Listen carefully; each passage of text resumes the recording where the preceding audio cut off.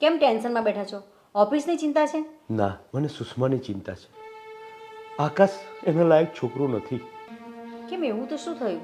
આકાશ આજે મને રસ્તામાં મળ્યો હતો અને કહેતો હતો કે જો હું તમારી છોકરી સાથે લગ્ન કરીશ ને હા. તો તમારે મને 10 લાખ રૂપિયા આપવા પડશે દહેજના.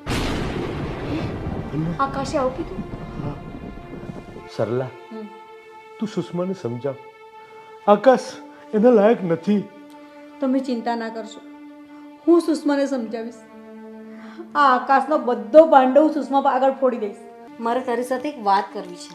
હા બોલો ને મમ્મી, શું હતું? બેટા, આ તારા પપ્પા સાચું કહે છે.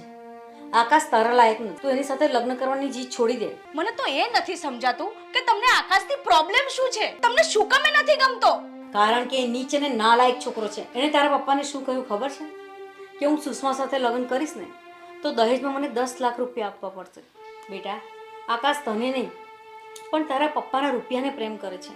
આ વાત તદ્દન ખોટી છે. હું આકાશને બહુ સારી રીતે ઓળખું છું. આકાશ એવું કરે જ નહીં. આ આંધળી થઈ ગઈ છે આકાશ પાછળ. એટલે અમે કંઈ પણ સમજાવીએ ને તો તને સમજમાં આવતું જ નથી. મારે તમારી કોઈ વાત નથી સાંભળવી.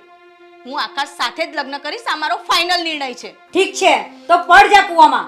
હવે અમે તને નહીં રોકીએ, પણ હા, કાન ખોલીને સાંભળી લે. આકાશને કહી દેજે કે દહેજમાં 1 રૂપિયો પણ નહીં મળે.